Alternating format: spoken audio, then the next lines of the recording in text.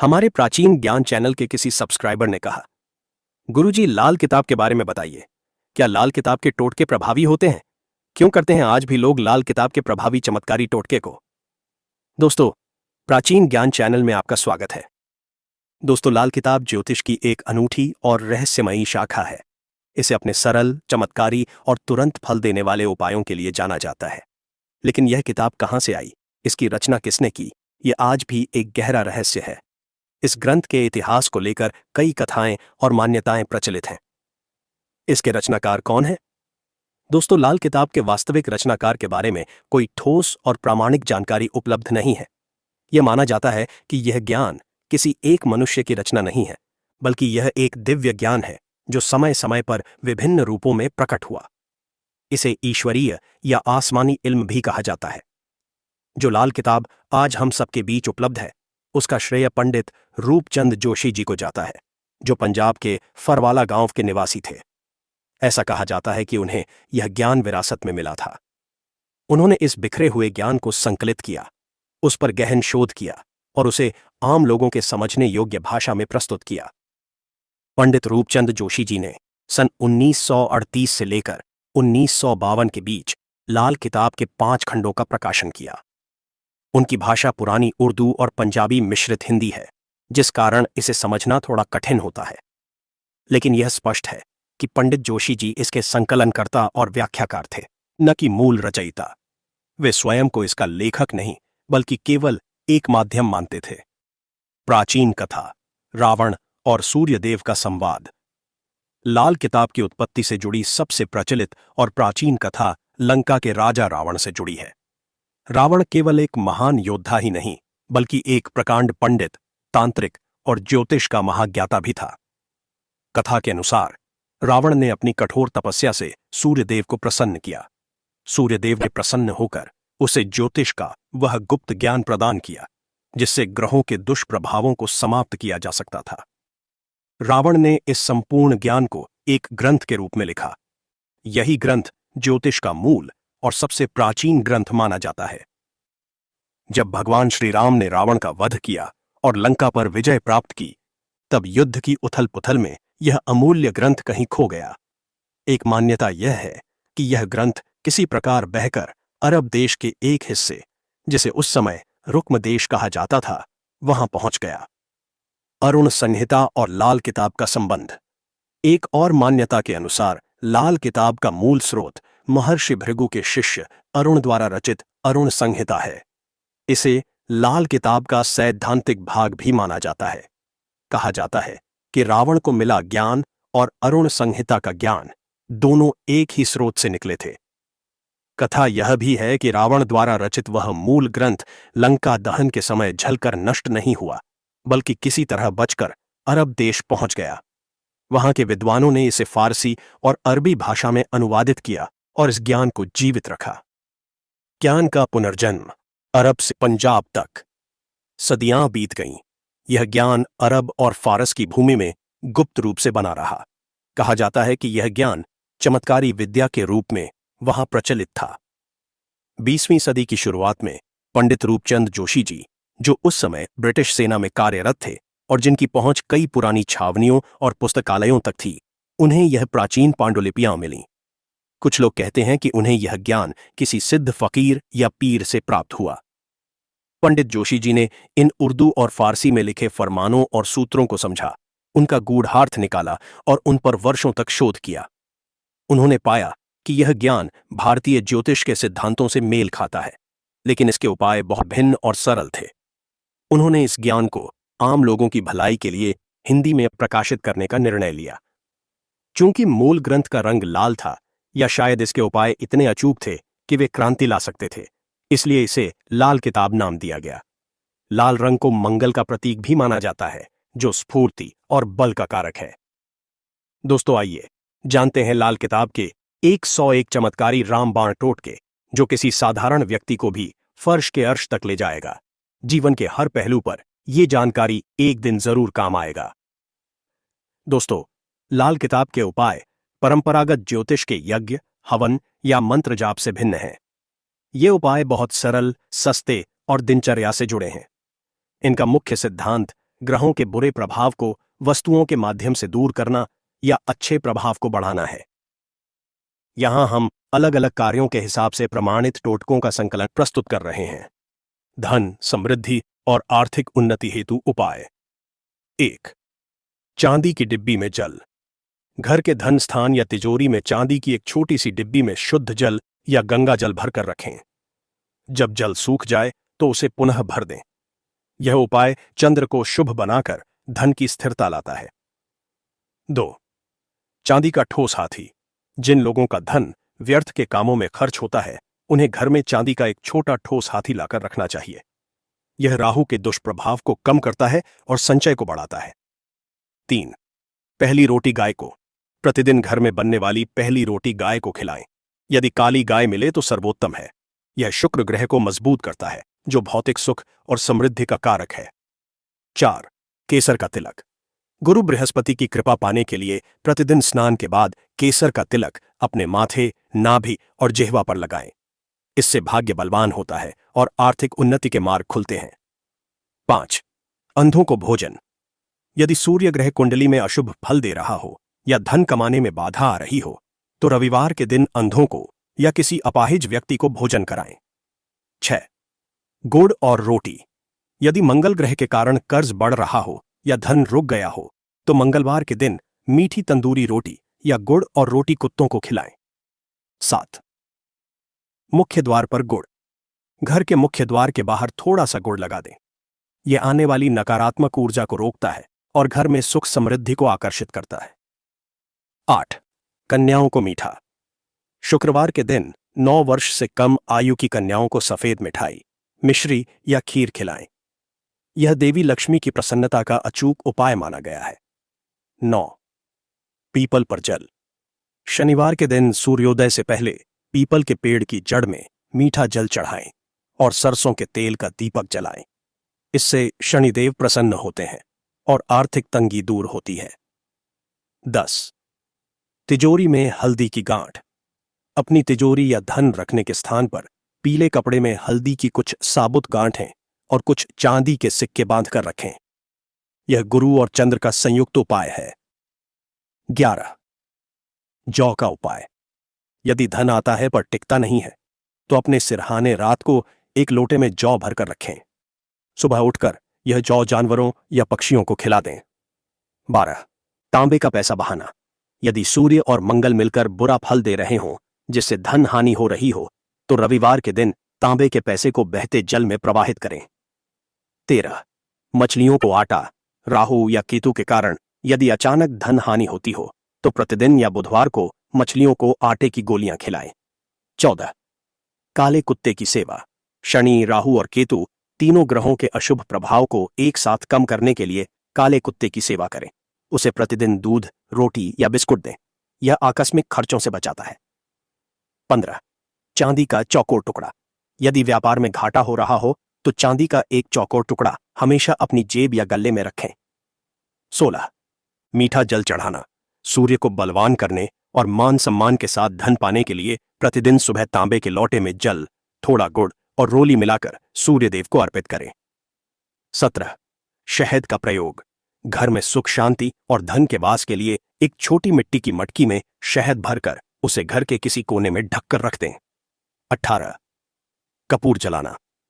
घर में प्रतिदिन सुबह शाम कपूर जलाने से वास्तु दोष कम होते हैं, नकारात्मक ऊर्जा समाप्त होती है और धन आगमन के स्रोत खुलते हैं।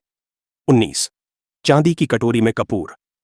यदि चंद्र और शुक्र का शुभ फल चाहिए, तो चांदी की कटोरी में कपूर और लौंग जलाकर देवी लक्ष्मी की आरती करें। 20. सुगंध का प्रयोग। घर को हमेशा सुगंधित रखें। प्रतिदिन चंदन, गुग्गुल या लोबान की धूनी दें। इससे घर में सकारात्मक ऊर्जा का वास होता है। 21. पैर धोकर घर में आना। बाहर से जब भी घर में प्रवेश करें, तो अपने पैर धोकर ही अंदर आएं। यह बाहर से आई नकारात्मक ऊर्जा और दरिद्रता को घर में प्रवेश करने से रोकता है। 22. बंदरों को गुड़ चना। यदि मंगल ग्रह अशुभ है और धन के लिए किए गए प्रयास विफल हो रहे हैं, तो मंगलवार के दिन बंदरों को गुड़ और भुने हुए चने खिलाएं। 23. चींटियों को आटा। कर्ज से मुक्ति पाने के लिए प्रतिदिन चींटियों को आटा और शक्कर मिलाकर खिलाएं। यह उपाय शनि और राहु को शांत करता है। 24 चांदी का छल्ला। चंद्र को मजबूत करने के लिए बाएं हाथ की सबसे छोटी अंगुली में बिना जोड़ का चांदी का छल्ला धारण करें। 25 ससुराल से चांदी। यदि शुक्र ग्रह बहुत अशुभ फल दे रहा हो तो अपनी पत्नी से या अपने ससुराल से चांदी लेकर उसे अपने पास रखें। स्वास्थ्य, आरोग्य और रोग निवारण हेतु उपाय। 26 रोगी के तकिए के नीचे सिक्का। यदि कोई व्यक्ति लंबे समय से बीमार हो तो उसके तकिए के नीचे रात को एक सिक्का रख दें। सुबह उस सिक्के को श्मशान भूमि में या किसी सुनसान जगह पर फेंक दें। 27 जौ का दान। यदि राहु के कारण कोई गंभीर या समझ में न आने वाली बीमारी हुई हो तो जौ या गेहूं को रोगी के वजन के बराबर तोलकर उसे दान करें या गौशाला में दें। 28 नारियल सिर से वारना। यदि कोई व्यक्ति बार बार बीमार पड़ता हो तो मंगलवार या शनिवार के दिन एक साबुत पानी वाला नारियल लेकर रोगी के सिर से 7 बार उल्टा घुमाकर किसी हनुमान मंदिर में चढ़ा दें। 29 तांबे का सिक्का। अच्छे स्वास्थ्य के लिए और मंगल के अशुभ प्रभाव को कम करने के लिए एक तांबे का सिक्का गले में लाल या सफेद धागे में धारण करें। 30 गुग्गुल की धूनी। घर में बीमारी का वास हो गया हो तो प्रतिदिन शाम के समय घर में गुग्गुल की धूनी दें।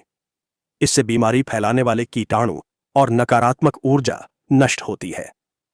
31 अपने भोजन का हिस्सा। जो भी भोजन आप खाते हैं उसमें से एक छोटा हिस्सा कुत्ते और कौवे के लिए निकालें।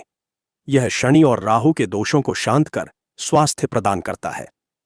32 रोगी के हाथ से दवा दान। यदि दवाइयां काम नहीं कर रही हों तो रोगी के हाथ से ही गरीबों या जरूरतमंदों को दवाइयों का दान कराएं। 33 सिरहाने पानी। रात को सोते समय अपने सिरहाने एक तांबे के लोटे में जल भरकर रखें। सुबह उस जल को किसी गमले या पेड़ की जड़ में डाल दें।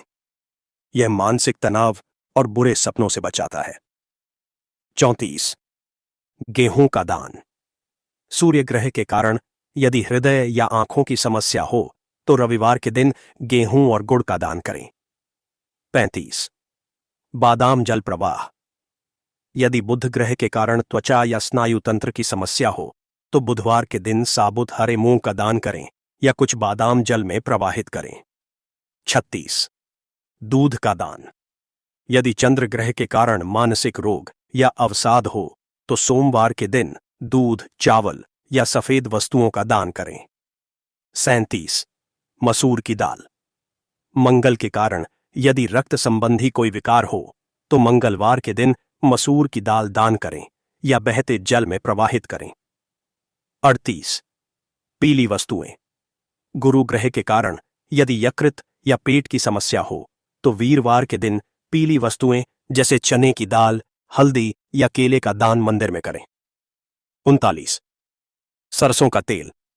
शनि के कारण यदि हड्डियों या जोड़ों में दर्द हो तो शनिवार के दिन सरसों के तेल का दान करें या पीपल के नीचे दीपक जलाएं। 40 संयुक्त दान। राहु और केतु के कारण होने वाली गुप्त बीमारियों के लिए 2 रंग वाले कंबल या 2 रंग की वस्तुओं का दान करें। 41 गोमती चक्र। यदि बच्चे को बार बार नजर लगती हो या वह बीमार होता हो तो चांदी के लॉकेट में एक गोमती चक्र पहना दें। 42 रोटी पर तेल। बीमार व्यक्ति की रोटी पर सरसों का तेल चुपड़कर वह रोटी किसी काले कुत्ते को खिलाएं। यह उपाय बीमारी से जल्द मुक्ति दिलाता है। शीघ्र विवाह और सुखी वैवाहिक जीवन हेतु उपाय। 43 पीले वस्त्र। जिन कन्याओं के विवाह में विलंब हो रहा हो उन्हें गुरुवार के दिन पीले वस्त्र और शुक्रवार के दिन सफेद वस्त्र धारण करने चाहिए। 44 हल्दी स्नान। शीघ्र विवाह के लिए स्नान करने वाले जल में प्रतिदिन 1 चुटकी पिसी हुई हल्दी मिलाकर स्नान करें। यह गुरु ग्रह को बलवान करता है। 45 सफेद गाय को आटा। लड़के के विवाह में बाधा आ रही हो तो शुक्रवार के दिन सफेद गाय को आटे के पेड़े खिलाएं और इत्र का प्रयोग करें। 46 शहद का उपाय। यदि वैवाहिक जीवन में कलह रहती हो तो रात को सोते समय पति पत्नी अपने तकिए के नीचे शहद की छोटी शीशी रखें। यह मंगल के दुष्प्रभाव को कम करता है। 47 सौंफ और मिश्री। सुखी वैवाहिक जीवन के लिए अपने बिस्तर के नीचे सौंफ और मिश्री की एक पुड़िया रखें और उसे समय समय पर बदलते रहें। 48। चांदी की ईंट। घर में पति पत्नी के बीच शांति और समृद्धि के लिए घर की स्त्री के हाथ से घर में चांदी की एक ठोस ईंट की स्थापना करवाएं। 49। केले का पेड़। जिन कन्याओं के विवाह में गुरु ग्रह के कारण बाधा हो, वे गुरुवार के दिन केले के पेड़ की जड़ में जल चढ़ाएं और घी का दीपक जलाएं। 50। दूध का दान। यदि वैवाहिक जीवन में शुक्र या चंद्र के कारण अशांति हो, तो शुक्रवार या सोमवार को किसी गरीब को दूध या दही का दान करें। 51। लाल चुनरी। मंगलवार के दिन देवी पार्वती या दुर्गा माता को लाल चुनरी और सिंदूर चढ़ाएं और शीघ्र विवाह की प्रार्थना करें। संतान प्राप्ति और संतान सुख हेतु उपाय। 52। पीपल की सेवा। संतान प्राप्ति में बाधा आने पर पति पत्नी दोनों मिलकर गुरुवार के दिन पीपल के पेड़ की सेवा करें। जल चढ़ाएं और दीपक जलाएं, परिक्रमा न करें। 53। चांदी की गोली। संतान सुख के लिए या संतान की उन्नति के लिए अपनी माता से आशीर्वाद के रूप में चांदी की एक ठोस गोली लेकर अपने पास रखें। 54। कुत्ते की सेवा। केतु ग्रह के कारण यदि संतान होने में बाधा हो या संतान रोगी रहती हो, तो कुत्ते की सेवा करें, विशेषकर दोरंगे कुत्ते की। 55। लाल रुमाल। संतान की अच्छी सेहत और दीर्घायु के लिए बच्चे के पास हमेशा एक लाल रंग का रुमाल रखें। 56। कान छिदवाना। यदि संतान आज्ञाकारी न हो या बुध ग्रह अशुभ हो, तो संतान का कान छिदवाएं। 57। गाय बछड़ा। संतान प्राप्ति की इच्छा रखने वाले दंपत्ति को किसी गौशाला में गाय और बछड़े के लिए चारा और गुड़ का दान करना चाहिए। 58। चांदी का तार। यदि संतान बार बार बीमार होती हो, तो चांदी का एक तार लेकर उसके बिस्तर के चारों ओर बांध दें। 59। धर्मस्थान में दान। गुरु को बलवान करने के लिए और उत्तम संतान के लिए चने की दाल और बेसन किसी धर्मस्थान या मंदिर में दान करें। खंड च। नौकरी, व्यापार और उन्नति हेतु उपाय। 60। कौवे को रोटी। नौकरी में स्थिरता और उन्नति के लिए, विशेषकर शनि के शुभ फल के लिए, प्रतिदिन कौवे को रोटी खिलाएं। 61। तांबे का छेद वाला सिक्का। यदि व्यापार में बुध ग्रह के कारण मंदी हो, तो तांबे का एक छेद वाला सिक्का लेकर उसे बहते जल में प्रवाहित करें। 62।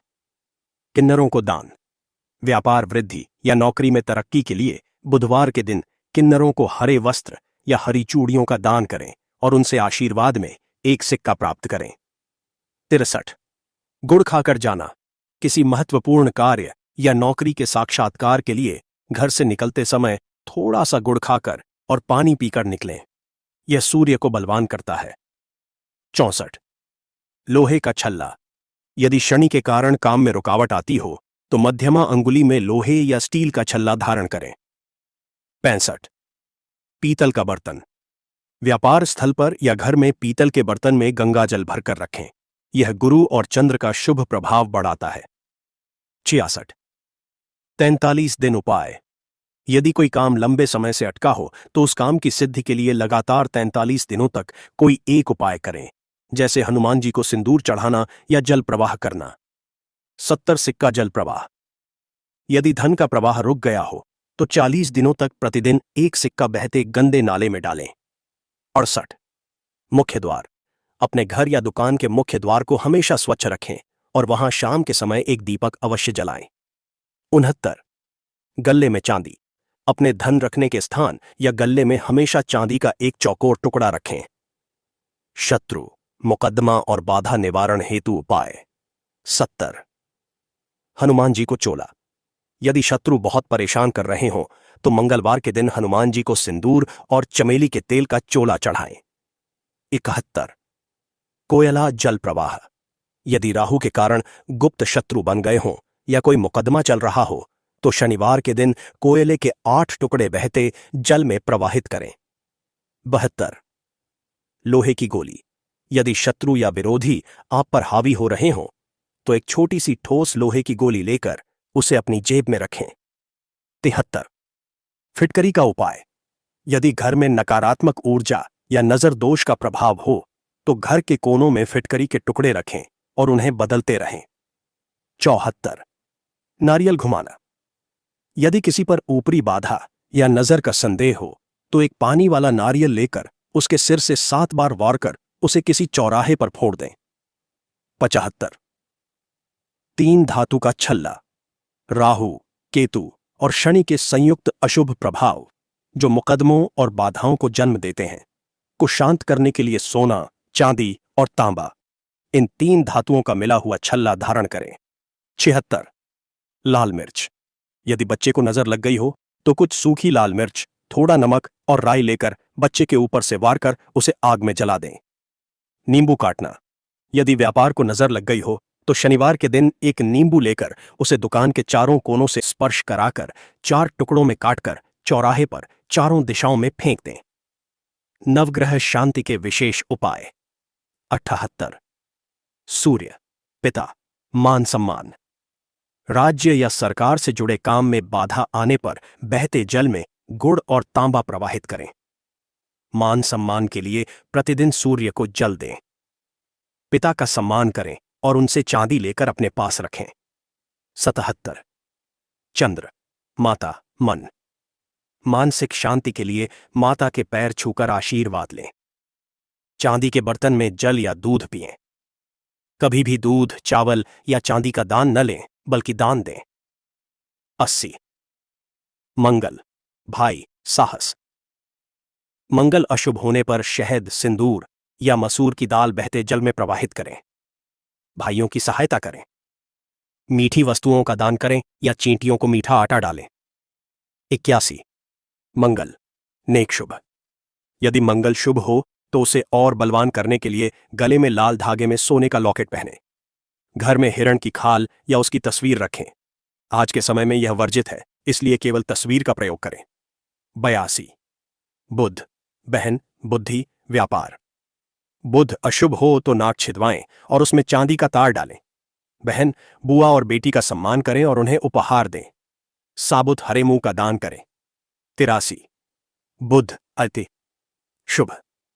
यदि बुध शुभ फल दे रहा हो तो गले में तांबे का छेद वाला पैसा पहने। पन्ना धारण न करें, यह बुध को कमजोर कर सकता है। 84 गुरु, ज्ञान, भाग्य। गुरु अशुभ हो तो पीपल के पेड़ की सेवा करें।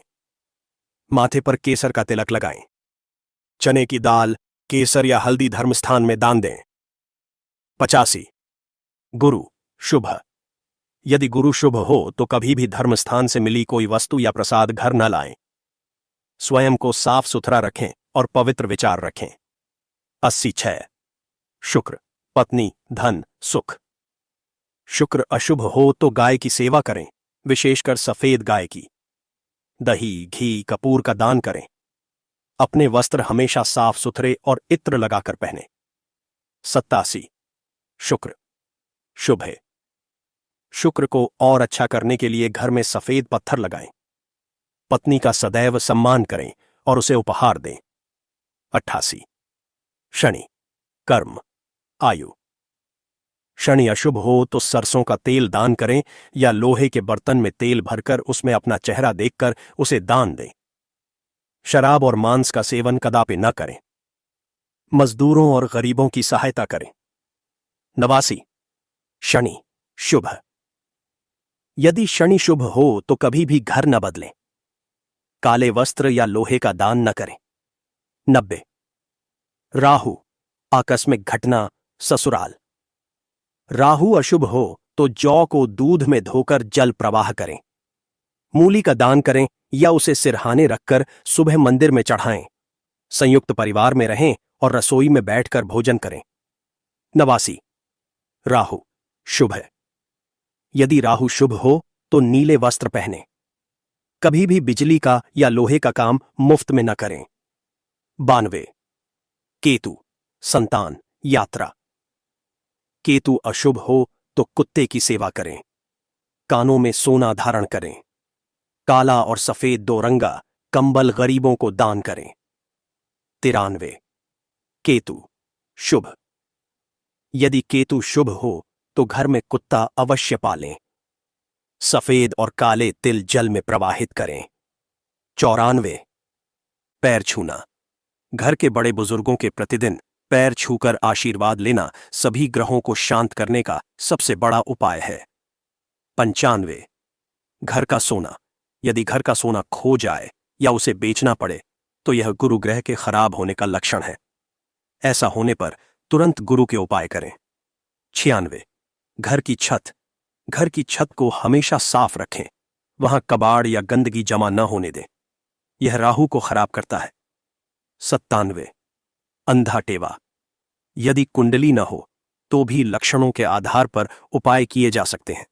जैसे यदि धन बहुत है पर संतान नहीं तो यह गुरु और केतु का दोष हो सकता है। 98 बंदरों की सेवा। यदि सूर्य और मंगल दोनों अशुभ हों तो बंदरों को गुड़ और चना खिलाएं। 99 मछलियों की सेवा। यदि राहु या चंद्र के कारण बाधा हो तो मछलियों को आटे की गोलियां खिलाएं। 100 साझा उपाय।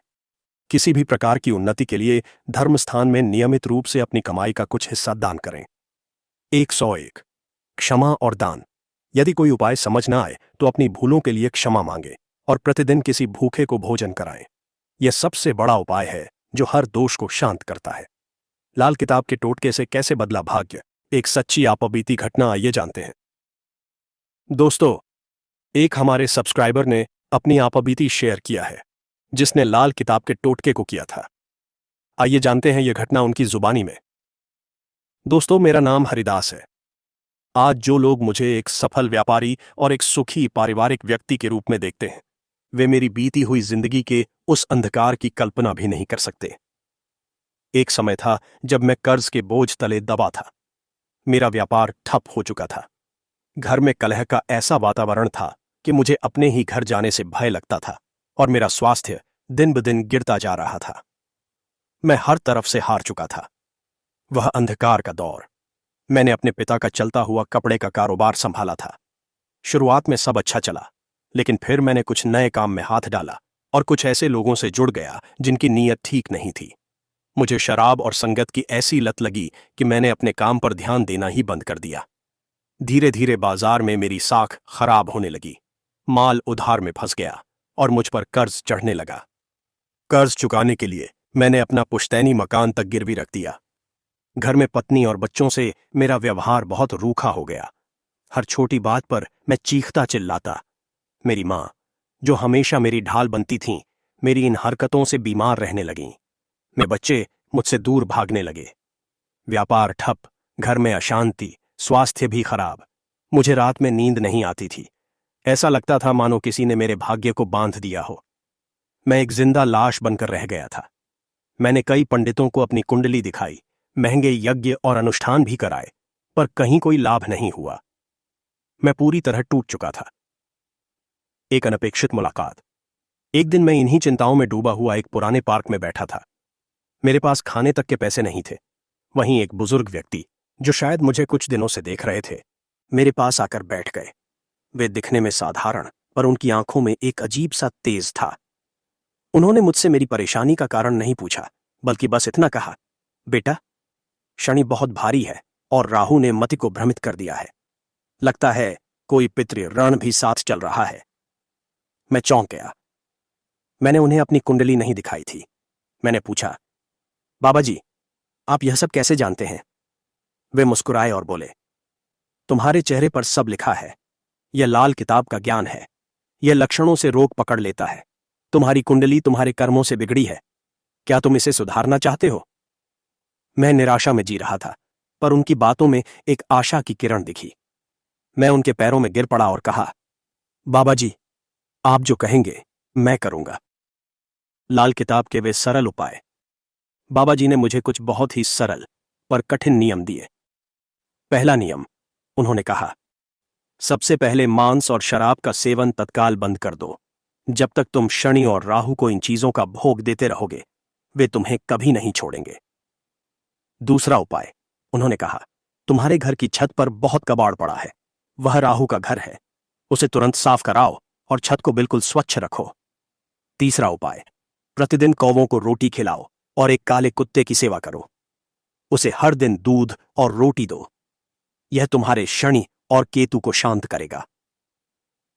चौथा उपाय, लगातार 43 दिनों तक बिना एक भी दिन चूके एक तांबे का सिक्का गंदे नाले में बहाओ।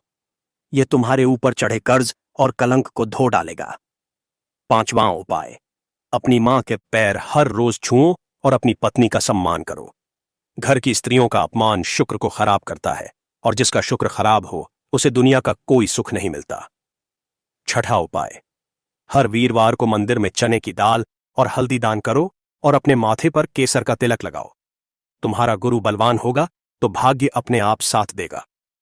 उन्होंने मुझसे कोई पैसा नहीं लिया, बस इतना कहा कि जब समर्थ हो जाना तो किसी भूखे को भोजन करा देना। उपाय सुनने में बहुत सरल थे, पर करने में बहुत कठिन। सबसे कठिन था शराब छोड़ना। मेरे हाथ कांपते थे, मन विचलित होता था, पर मेरे पास यह अंतिम अवसर था। मैंने घर आकर पहली बार अपनी पत्नी से अपनी गलतियों की क्षमा मांगी। मैंने उसी दिन से सारे उपाय शुरू कर दिए। छत से टनों का बाढ़ निकला। मैं हर सुबह जल्दी उठता, कौवों को रोटी डालता। हमारे मोहल्ले में एक काला कुत्ता था। मैं उसे रोज दूध रोटी देने लगा। वह मुझे देखते ही पूंछ हिलाने लगता।